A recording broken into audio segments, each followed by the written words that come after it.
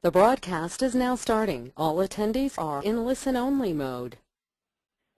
Good afternoon, everyone. On behalf of the Academic Affairs and Research Education Unit here at ASHA, I'd like to welcome you to what is our first MARC webinar, GPS to Success, Achieving Milestones in Your 5-Year Academic Research Career Plan. Today's presenter is Dr. Janet Kinke, who is professor and chair at the Department of Communication Sciences and Disorders at Montclair State University in New Jersey.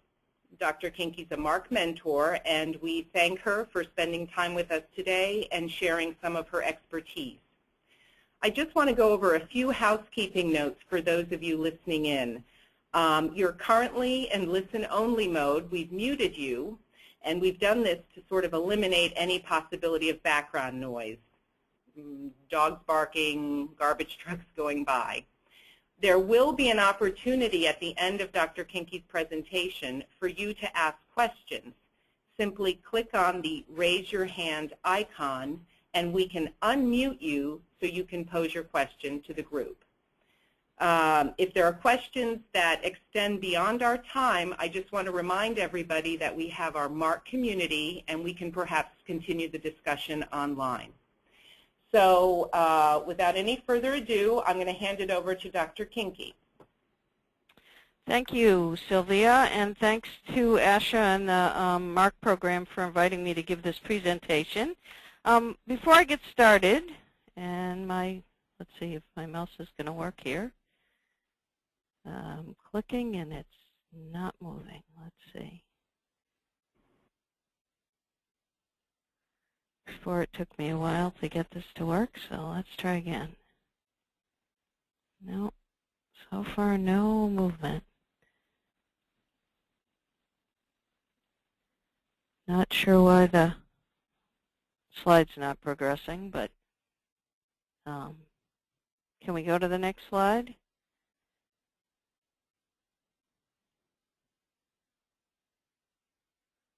Uh-oh, technical difficulties. What I'd like to do while we're trying to get this to work is tell you a little bit about myself and how I came to be where I am now in terms of my academic career. I got my doctoral degree at the University of Connecticut in 1983, so that was back in the dark ages, I know. I tell my students that all the time.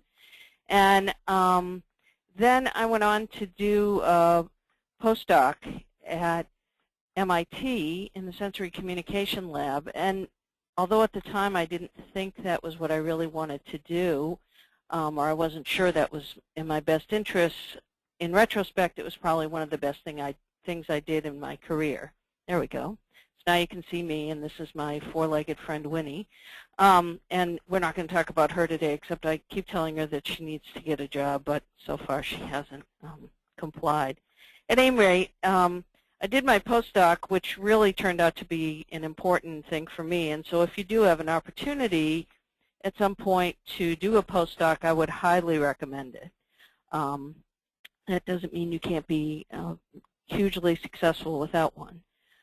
After my postdoc, then I became a research associate at Boston University, where I was working primarily on research that was funded by NIH through a first award. And then my first combination teaching research position was at the University of Connecticut. So I still had my first award, and then half-time I was doing teaching there.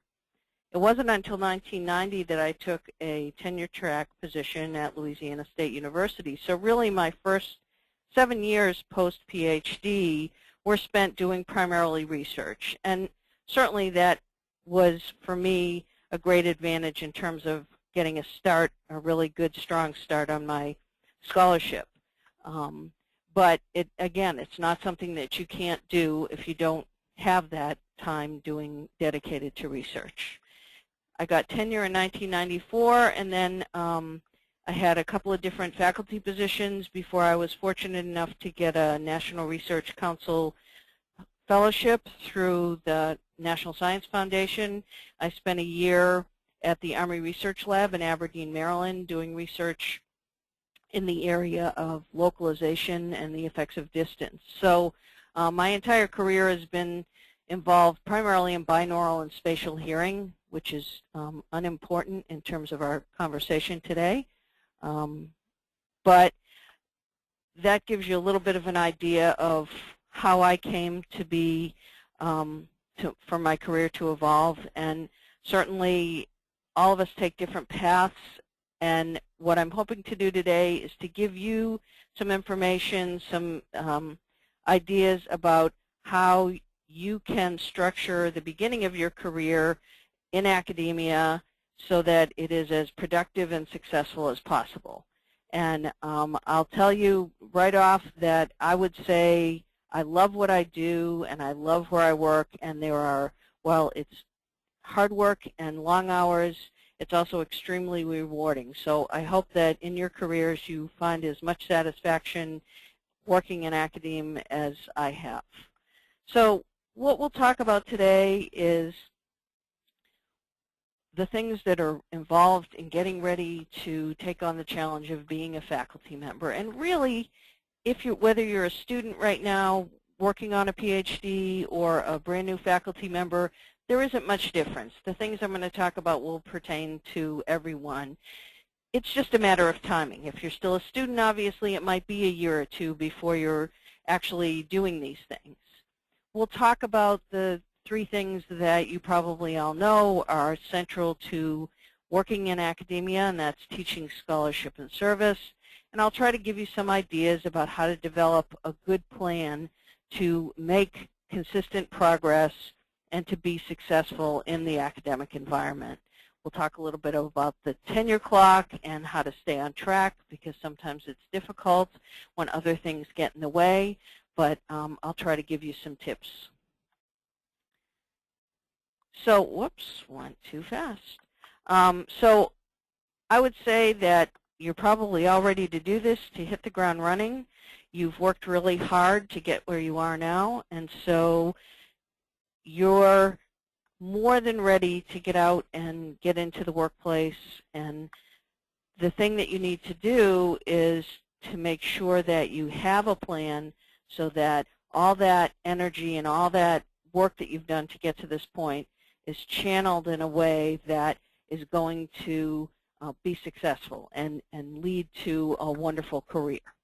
It's really easy to become overwhelmed, because even though right now it might seem like 6 years to tenure is a lot of time, it goes by a lot faster than you'll think. And so that's why what I'm going to talk to you about today is making sure that you have goals in all of the areas in which you're going to have to be active in teaching, in scholarship, and in service. And that'll help you to stay organized and maximize your productivity. So, whoops, I keep hitting too many. So when do you begin to plan? Well, basically yesterday. If you're currently a student, that doesn't mean you shouldn't start planning and thinking now. Think about the type of institution where you'd like to work. Are you more interested in scholarship, or are you more interested in teaching? Because there are some institutions where the focus is on scholarship and the expectations are much higher, and others where the focus is on teaching. And then also think about the courses that you're interested in teaching, as well as ones that you might be able to teach, even if they're not your #1 choice, because that may make the difference between a university wanting to hire you or not hire you, depending upon the courses that they need taught at the time. You want to consider, and we're going to talk a lot more about this, a timeline for your research program to make sure that you have things laid out in an orderly fashion. If you're a brand new faculty member about to start in the fall or just started this past fall, again, no time like now to start planning.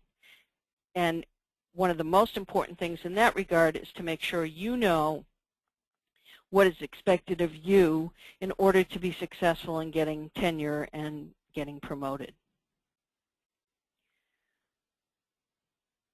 So where do you get started?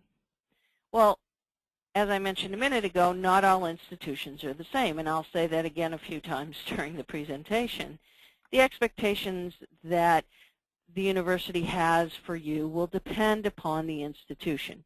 If it's a really research-extensive university, the expectations for scholarship will be greater than if it's a research-intensive or a less research-focused institution.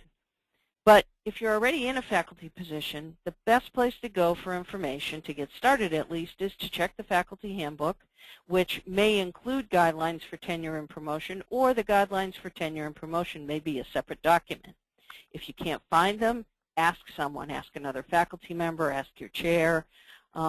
If you're still a student and you're searching for a faculty position, when you go to look around to find a place where you want to apply, be sure to look on the website to see if there is documentation. Oftentimes you can get to the faculty handbook and see what the expectations are.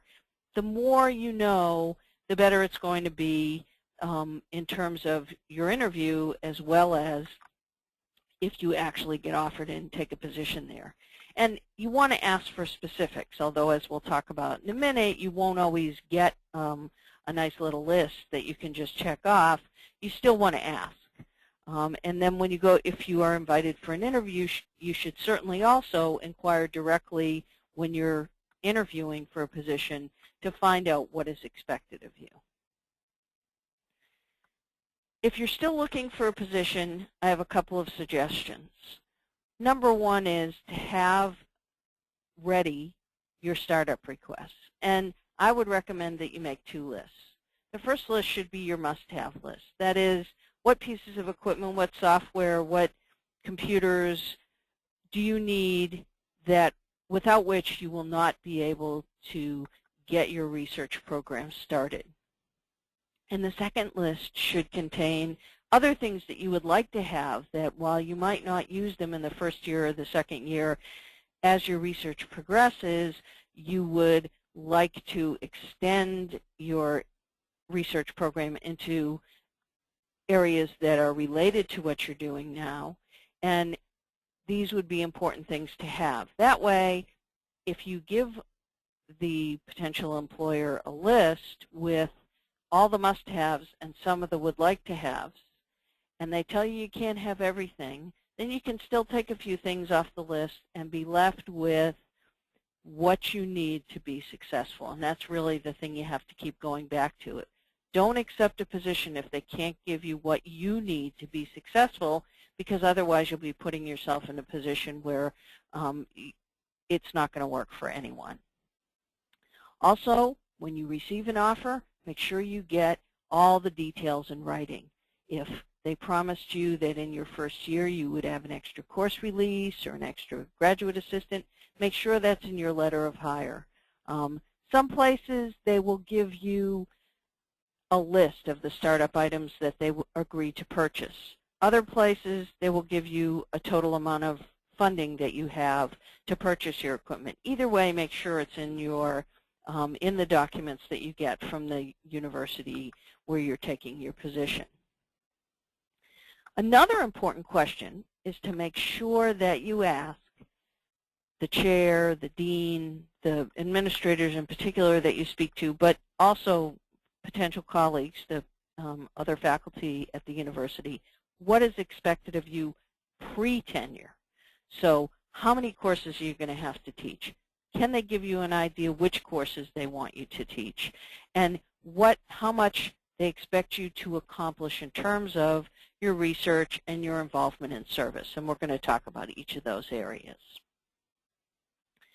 So one of the things that I think about, and this doesn't pertain just to what we're talking about today, but I sort of think about this with relationship to lots of things in terms of my career, is scope. And that is, if you approach your 5-year plan using these 5 things, simplicity, clarity, organization, parsimony, and effectiveness, it will help you stay on track. And these things will apply to writing a manuscript, to preparing lectures, as well as to the bigger picture. So I try to go back and think about this when I feel like I'm getting stuck or I've hit a bump in the road. Okay, so we have, as you know, the 3 areas in which the university expects you to participate and be involved as a member of the faculty. How do you balance them? How do you decide how much time and energy to spend in each of these areas?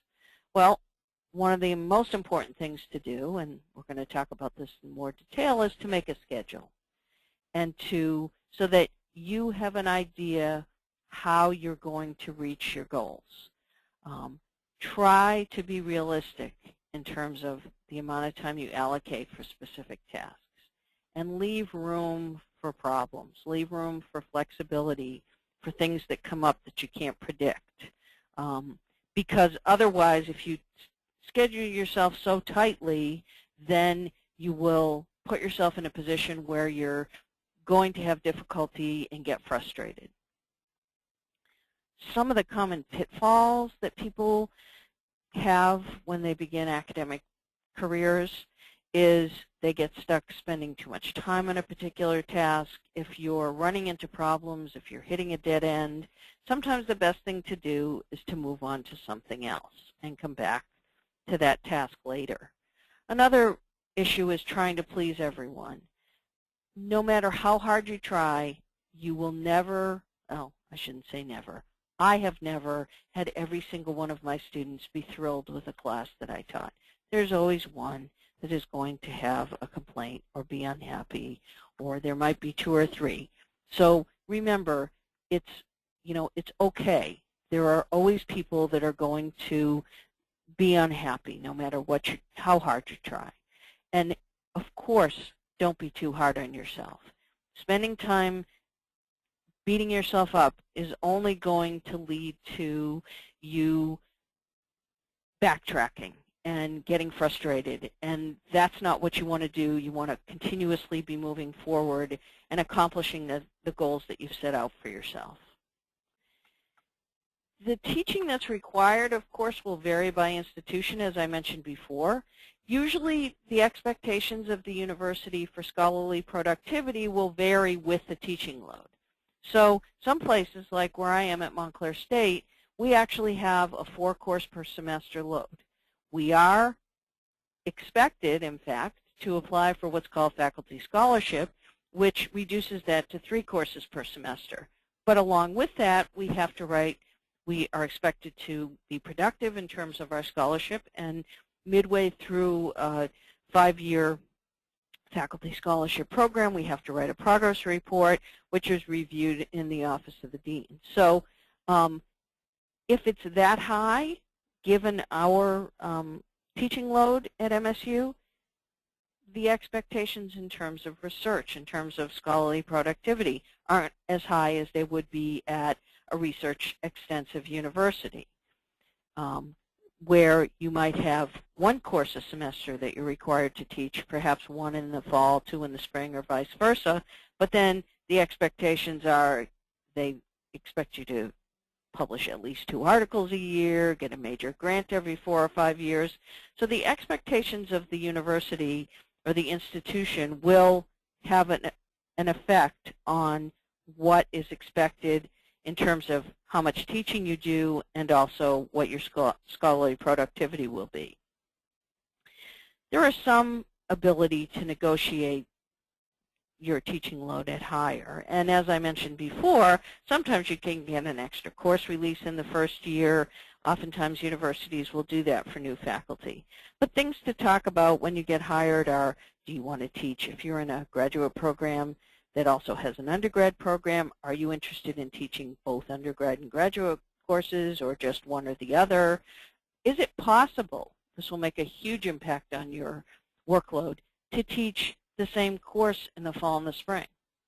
Because if you have to teach 2 or 3 courses a semester, but they're the same courses in the fall or the spring, or say 2 of them in the fall are the same as 2 in the spring, and then you have a 3rd one that's different, that's going to decrease your workload a lot. So when you're interviewing, when you're talking, make sure that you discuss this ahead of time. It's once you're there and the expectations have already been laid out, then it's a little late to try to negotiate after you're already in place. The other thing to remember is the very first time you teach a class is going to be by far the most time-consuming. And depending upon the complexity of the course and how comfortable you are with the material, it could take you 6 to 8 hours to prepare for a single hour of lecture. So make sure that you allocate enough time to prepare for your classes.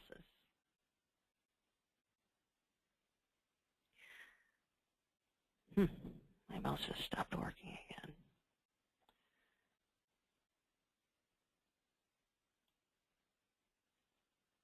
I'm not sure where my mouse stopped working.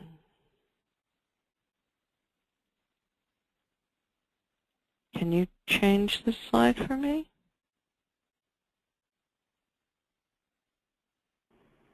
Yeah, we'll go ahead and try to move that for you, Janet. Sorry.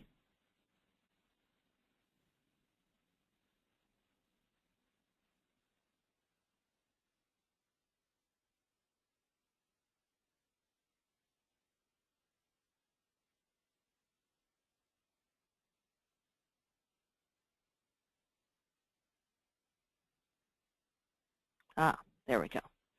Okay, so the next area is service, and this is something that can be a situation that does or doesn't get out of hand. I mean,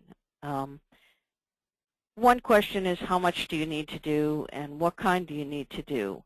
There's service at the department level, service at the college level usually, and service at the university level, and that doesn't include service that you will do to the profession outside of the university. So in the years leading up to tenure, it's very important to choose the service you do carefully.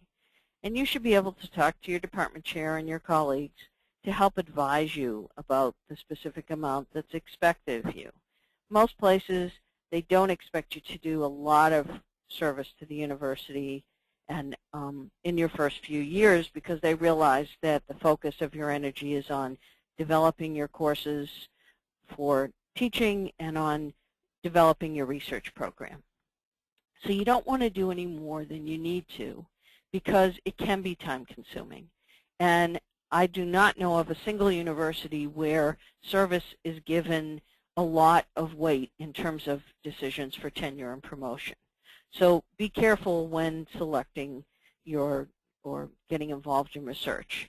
When you do choose something, try to pick something that is interesting to you, but also try to pick something that doesn't necessarily require a lot of time on a regular basis. So for example, if you choose a committee like a curriculum committee in the department and you're in the midst of, and the department's in the midst of a curriculum change, that might be a really time-intensive committee that will meet every 2 to 3 weeks. There might be work to do in between.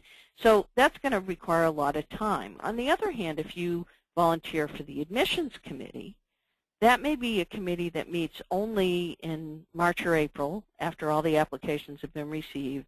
You do a lot of work for a week or so reading applications and meeting with the committee, and then your work is done for the year. So try to think about what's going to be involved when you select the committees that you're going to volunteer for.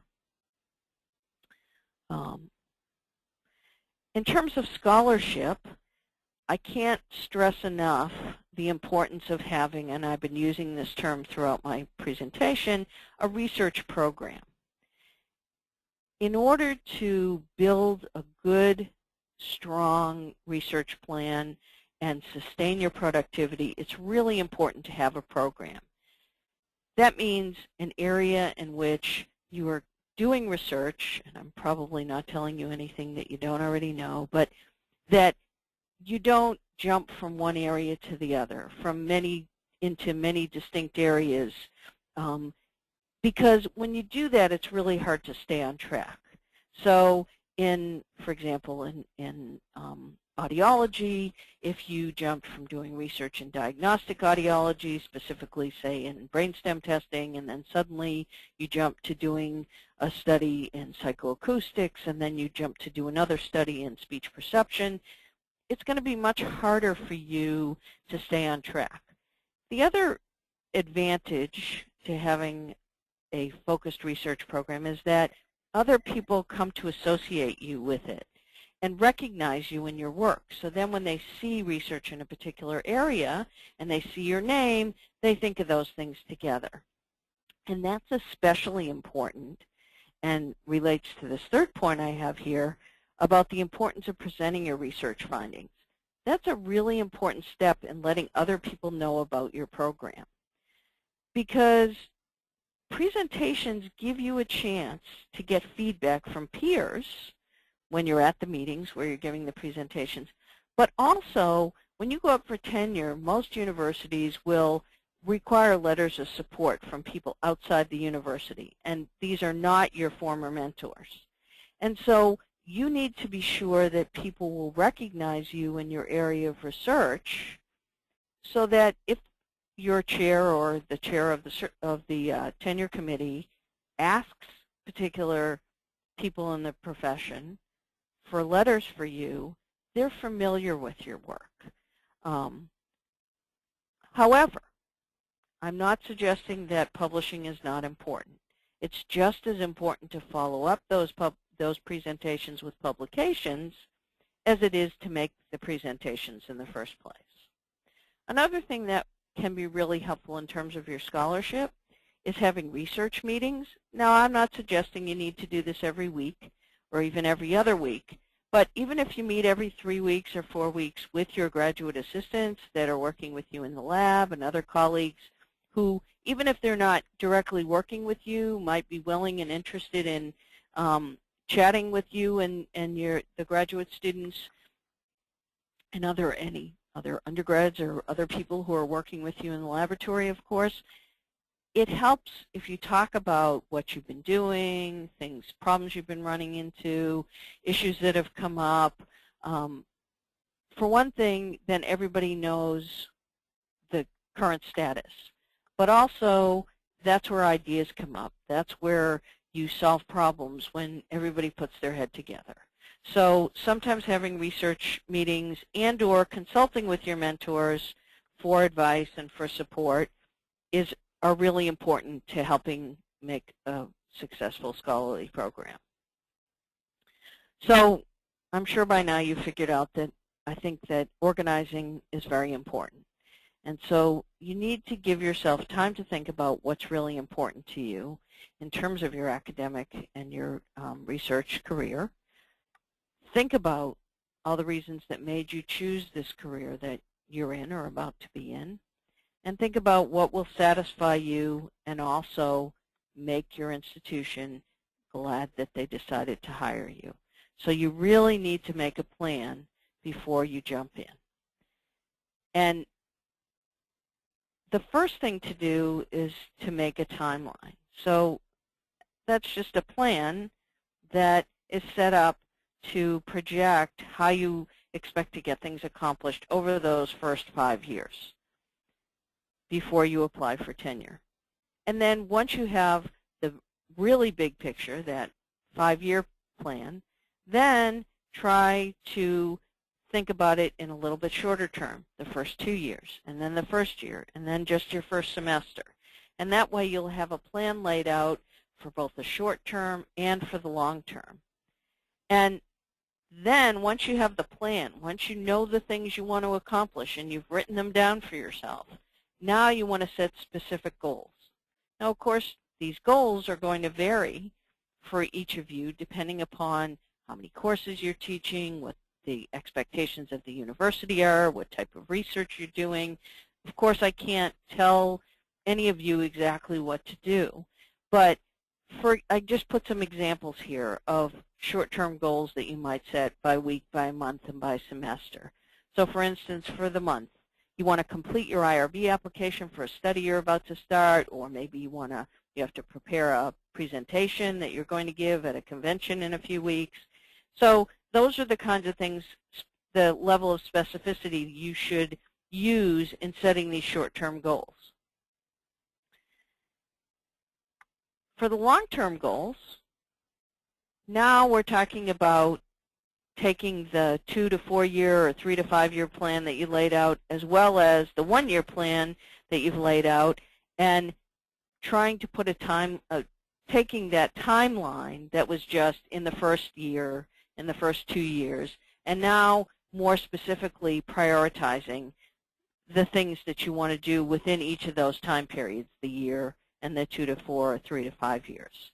Okay, so these are specific but still fairly general in terms when we talk about the long-term goals. And for each of those lists of goals that you just set up, the short and the long term, then you need to prioritize them. Of course, you may not do this sequentially. You may do this all at once.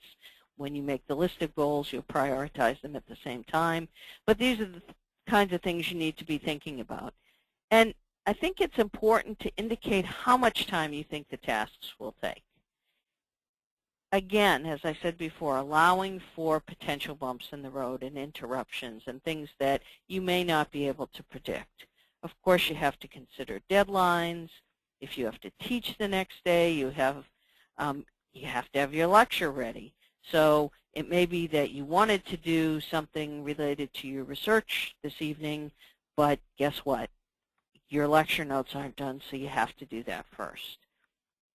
So one thing that I found over the years is that the tendency is to want to do the easiest things or the most pleasant things on my list first. And what I've found over time is that, for me at least, it's typically best to do just the opposite. Not always, but typically it's best for me to do the things that I really don't want to do first because then they're done, and then save the things that I enjoy the most for the end. Now, there are exceptions to that. For instance, when I begin writing a manuscript, I almost always start with the procedures. Why? Because for whatever reason, personally, I find those the easiest to write. And that gets me started, and then it's easier for me to jump into writing the introduction and the results, etc. So in that case, I started the larger task with something that would help me get going on that task. But in terms of especially short-term goals, like what do I need to get done today or this week, I try to start with the things that I really am not as excited about doing first so that I can get them accomplished, and then I feel better about moving ahead with the other things. Some suggestions that I thought might be helpful to you. As chair, I also know that I am always asking the faculty for information about what they've been doing. And wherever you are, your chair and your deans will ask for this kind of information, so keep a file. When things happen, update it. Don't wait until somebody asks for it, because then you may have to put other things aside that you really wanted to get done in order to spend an hour or two gathering all the materials about your presentations and things like that and putting them in, to one file or one list for whoever requested it. If you update it when it happens, then you'll be ready. Also, when you're doing presentations or lectures and you have templates that you create, save them. Don't create a new one each time, because that's just, while it might only be 20 or 30 minutes that it takes you to set it all up the way you like it, that's still time that you'll save if you use the same template over again. When you find websites that are useful to you in terms of your research or your teaching, bookmark them rather than saying, oh, I remember I had this really great website, and then spending 15, 20 minutes trying to find it again. Somebody once told me this, and even though I don't consider myself a morning person, I found it to be true that I get the most accomplished because I guess my mind works the best in the morning, or at least at the start of my day, I should say, whenever that is. And so try to do the tasks that you find the most difficult in the morning. Don't save them for 9 o'clock at night. And another suggestion I would have for you is that you should set aside some time each day when you close the door to your office and you work without interruption. Now, I'm not suggesting that you do that all the time, that you leave your door closed and you don't interact with your colleagues and your students. But an hour and a half or 2 hours a day to make sure that you close the door so that you can work uninterrupted is a really important thing to do. By the same token, you want to make sure you set aside some time each day to interact with your colleagues and your students. And it could be as little as 30 minutes over lunch, but you don't want to keep yourself shut up in your office all the time. And finally, it's important to include time to plan. So it's time to figure out how you're going to spend your time. It's important to include that in your schedule as well. So I mentioned the tenure clock a number of times, and I just want to talk a little bit about what actually happens. Typically, tenure applications go in your 5th or 6th year in a faculty position. If you are currently in a faculty position and you are not sure when you have to turn in your papers for tenure, by all means, find out now, because that's the only way you can plan is if you know when your deadline is, even if it's 5 or 6 years away. If you're searching for a position at the present, you should ask when you go to interview what the tenure clock is like, when you will have to go up for tenure if you're hired into the position. And typically, institutions will allow you to go up earlier if you want to, although not always. But most of the time, there's little to be gained by doing that. So you want to give yourself the maximum amount of time that you have if you're a new faculty member to be as productive as possible and demonstrate to the university that you are a faculty member that they want to keep. Again, make sure you know the specific expectations at the university where you're working, and so you almost always have to ask, because most of the time, even if they're generally stated, they're not explicitly stated. One thing you might be able to do is talk to people who have recently received tenure and promotion and find out from them what had they accomplished when they went up for tenure and promotion, which, by the way, are oftentimes happen at the same time, but not always. So at Montclair State, where I am, tenure and promotion are completely separate. You go up for tenure. If you want to, you can go up for promotion the same year, but it's a separate application procedure. So that's another question to ask. And your chair should be able to tell you, even if they can't say you personally must have or need to have this many publications and this many presentations, they can tell you what has been the expectation over the last couple of years, because these things do change rapidly, and universities are always striving to raise the bar.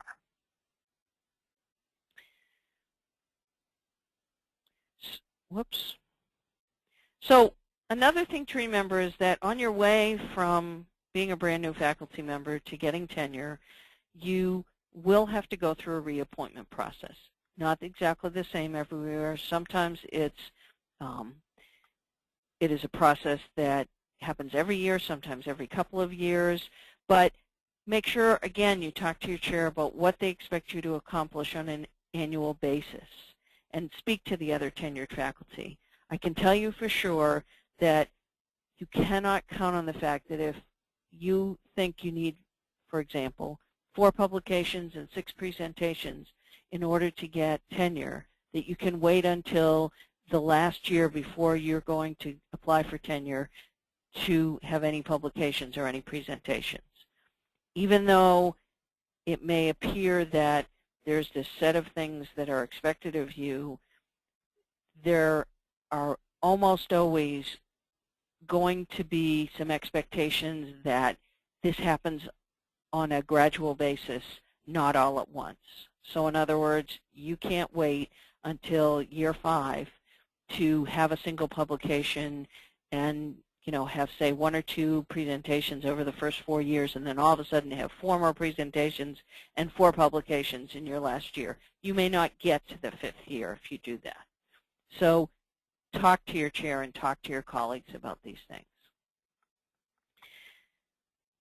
I hope I'm not making you anxious, but I can tell you from my own experience, even now, there are times when you're going to feel overwhelmed. There are so many things to do and you just don't feel like you can get to them all. As a former colleague of mine said, take deep cleansing breaths. And remember, you're not alone, because you're not. We all have this experience. The one good thing to do when this happens is to make a list of what you have accomplished in the past few months. Oftentimes that makes me realize that even though I'm feeling like I haven't gotten anything done, I really have. And again, don't be too hard on yourself. Revisit your goals if you feel like you're getting overwhelmed and you're not making the progress that you wanted, and talk to your colleagues. Talk to your MARC mentor. Those are things that are going to help you get over those bumps and get through those days where you may feel overwhelmed. Which brings me to the value of mentors. And mentors, you may have different mentors. It might be the person who is your dissertation advisor. It might be a MARC mentor. It could be a mentoring program on your campus. But these are people who want to help you get through the rough patches and try to give you information to help you move forward. If they don't have the information themselves, then very often they'll at least be able to give you some suggestions about how to get to the information that you need. And the same thing is true about colleagues. It's important to feel, and even the university staff, they can be really good resources. A faculty member who's been at your university for 10 or 15 years will have information about things that you haven't even thought about. So take advantage of them. Seek them out, and they can help. They're happy off most of the time to share their knowledge with you and help steer you in the right direction. And that brings me back to, while you're going to spend a couple hours a day in your office with the door closed, don't spend all your time like that. Because then if you go to your colleagues, they may not feel as motivated to be helpful to you. When you have a setback, which again we all have, could be you get a manuscript rejected or a grant rejected, or there are some students who give you some negative feedback. You know, obviously it's easy to throw your hands up in the air and be frustrated and say, I can't do this anymore. It's a lot harder to come up with an alternative and to be persistent, but that's really what you have to do. You have to be persistent. You have to take these issues seriously, but not let them set you back. And they happen to everyone. They happen to seasoned researchers who have grants, who don't get their grants renewed, who get manuscripts rejected. It's not something that only happens to new faculty. So when they do happen, talk to them, talk to your mentors, talk to your colleagues, and try again, at the risk of using this word too many times in an hour, to make a plan about how to address the issue, whatever it is. And your motto should always be, if at first you don't succeed, try again. I tell doctoral students that I have and junior faculty that being stubborn and being persistent is one of the most important qualities you can have to be a successful faculty member.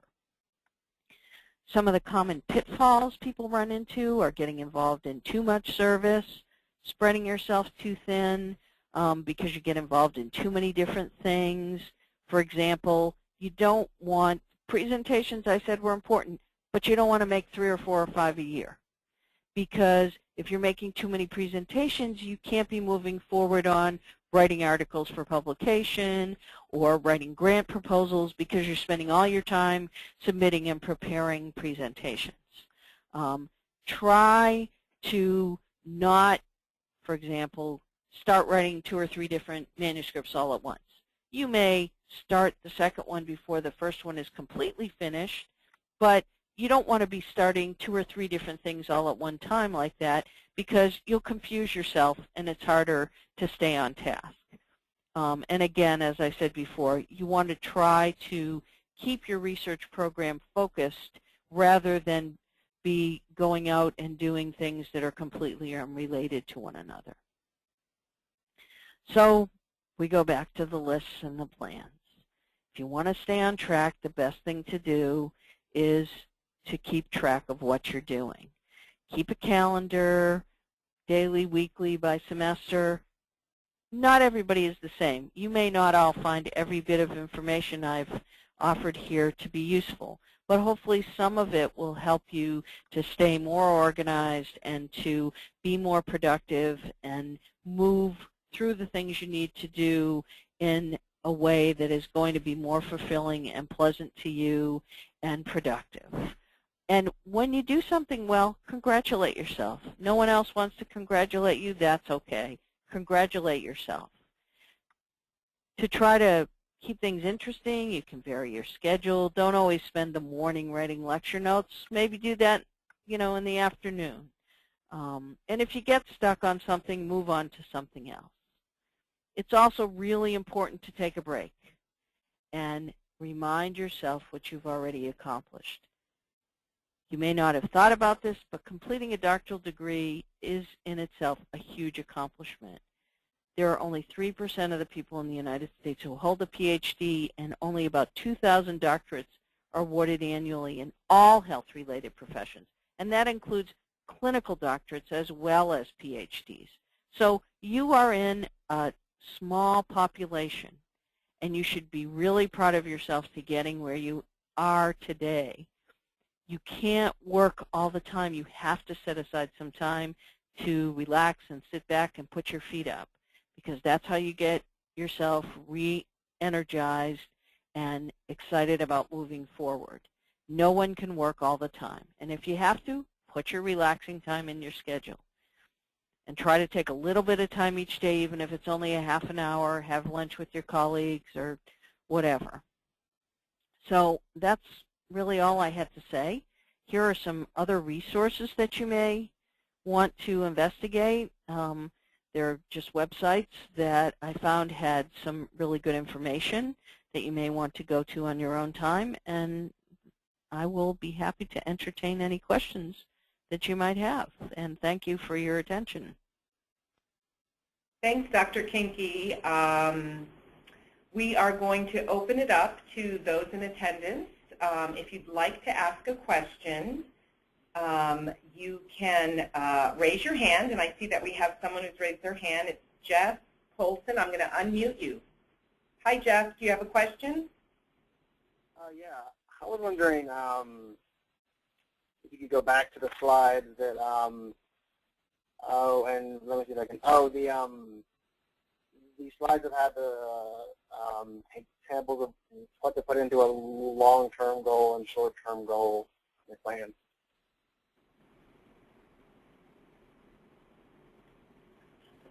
Okay. I'm getting there.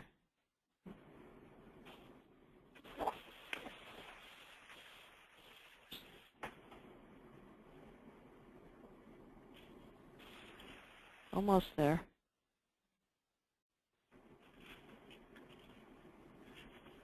Nope, now it's not moving. Well, let's see if I can go back. Yeah, just a couple more slides back. Here we go. One more. That's the long term. Yeah, there we go. Right. Is this something that you would want to present to a potential university that might hire you? No, this is for you. Goal? Yeah. Okay. Right. This is for your own personal use. Now, you might discuss this with your MARC mentor, or with, if some universities will have a mentoring process either within the department or the university where they pair you up with a mentor. This would be a great thing to talk to them about, but not at the interview stage. Right. The things that you want to potentially not so much hand to them as discuss with them at an interview would be your long-term plan, to let them know, not in a lot of detail, but that you've thought things through, that a common question that I might ask and somebody I was interviewing for a faculty position is, where do you see yourself in 5 to 10 years? Right. So that's why you need to think about these things. Right. Okay. Thanks, Jeff. Any other questions? I'm scrolling here to see any other hands. Okay. Well, one question we had here, Janet, do you have any comments about anybody who, you set a 5-year plan, but, things happen, marriages, babies, sick parents. How can one approach, I have a 5-year plan that's turned into a 7-year plan because of, life circumstances. Do you have any thoughts on that? Yeah, well, I think that, again, life does happen, and there's nothing that we can do to control those things that you just mentioned. So if something like that comes up, really the biggest concern is whether or not the university has some flexibility in their schedule. If you, let's say, overplan, so if you think that you need to have 3 publications or 4 publications and 6 presentations before you go up for tenure and promotion, and you plan instead to get 5 and 7, and then you have a setback, well, you might be ahead of the game anyway, so you still might meet the goal that you need to achieve. So one suggestion would be to try to accomplish a little bit more than the minimum. Well, that's sometimes hard because it's, this is all a lot of work. If you set your goals a little bit higher than you think is the minimum that's required for the university, then if something like this happens, hopefully you will have already reached the university's goal, even if you didn't reach your own personal goal. Mm-hmm. Okay. Okay. Any other questions? I see Gerard Pohl. Hi, Gerard. Can you hear us? Oops. Hold on, Gerard. We're going to try to unmute you. Attendee. Gerard?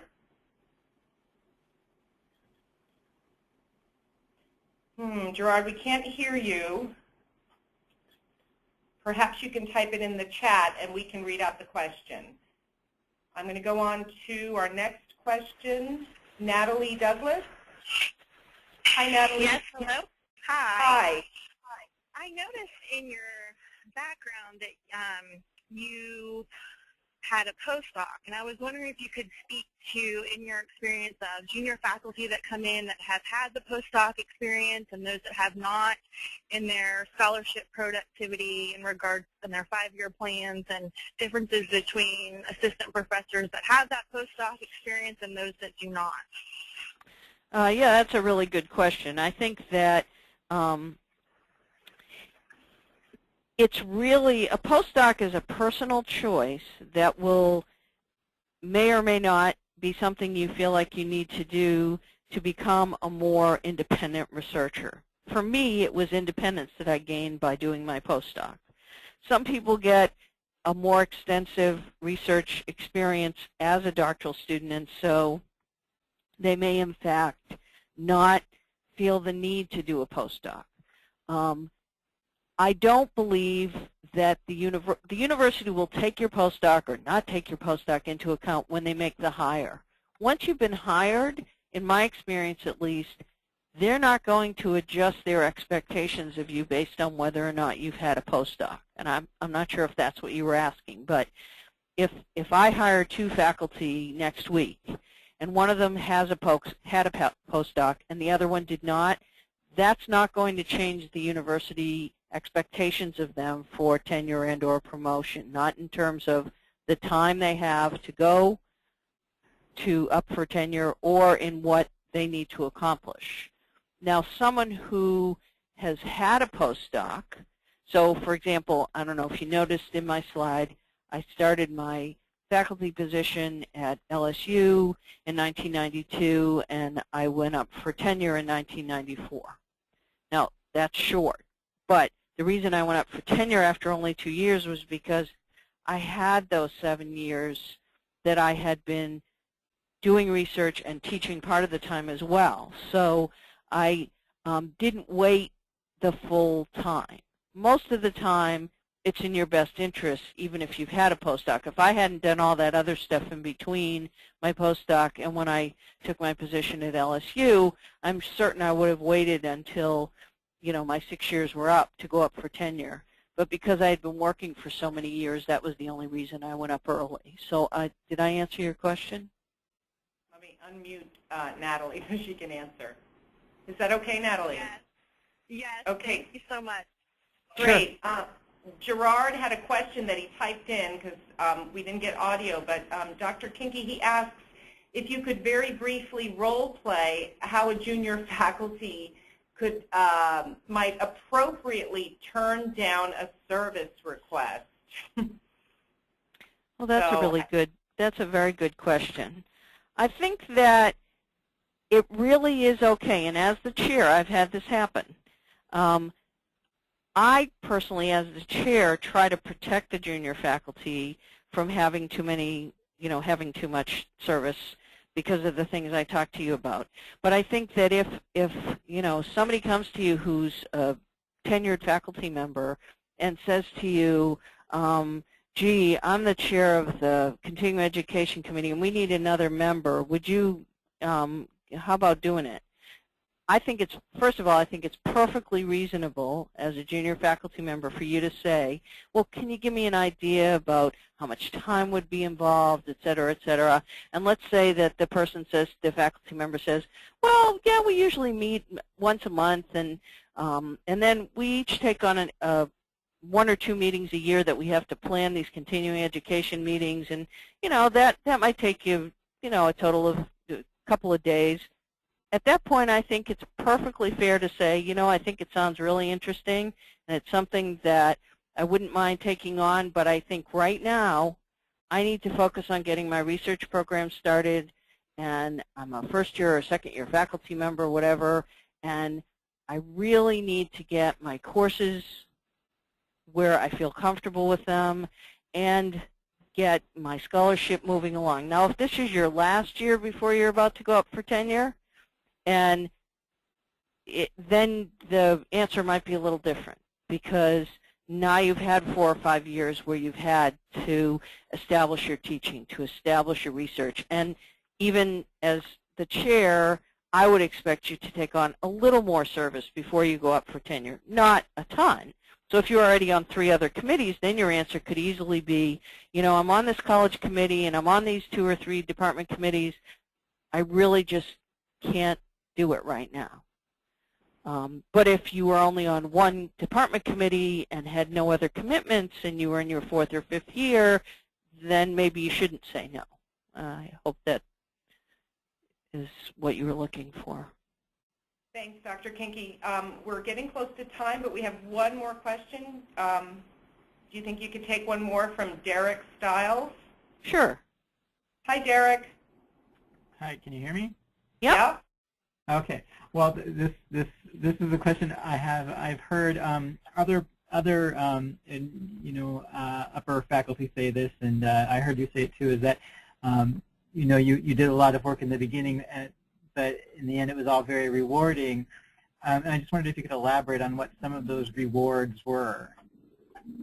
Oh yeah. Well, I can tell you that the biggest reward is seeing your students go out and be successful, because they make you look good. And that doesn't matter whether they're, I don't know if you're an audiologist or a speech-language pathologist, but whether they're master's students or clinical doctoral students, or certainly PhD students if you have those at your institution, when you get students through the process themselves and they go out and then you see them at meetings, or they call you because you're their mentor, and they tell you how much they appreciated all the things you did for them, or you hear from the clinical staff that so-and-so is working at their place, and they spoke to them and they were raving about this student that you had been instrumental in educating. Those are some of the rewards. Other rewards that to me at least, are when I'm productive in my research and I answer the questions that I'm trying to address, and I'm able to share that with colleagues at meetings, and when you get involved in professional organizations like ASHA and are invited to be a MARC mentor or to speak at a something like this, those are all really rewarding because then you know how much you've accomplished. That's a pat on the back that you didn't have to give yourself. And all the positive feedback you get about your students once they've graduated, whether it's directly from them or indirectly, those are all the positive, some of the positive rewards that I get as a faculty member. Great. Well, that takes us to just past 4. Dr. Kinke, we can't thank you enough here at the National Office, and I'm sure all of those in attendance would agree. This was very, very helpful. We thank you for your time, and for those of you that joined us, thank you for taking part. And just a friendly reminder that we now have our MARC community. It's for you all, so if there are things that you think about in about an hour or tonight that you wanted to ask, not only Dr. Kinke, but maybe some of the other mentors out there, post your question and we can have a discussion online. So again, I thank Dr. Kinke. I thank those of you who joined us, and we'll see you online. Have a good afternoon. Thanks, Sylvia, and thanks to all of you who came. Bye-bye. Bye-bye.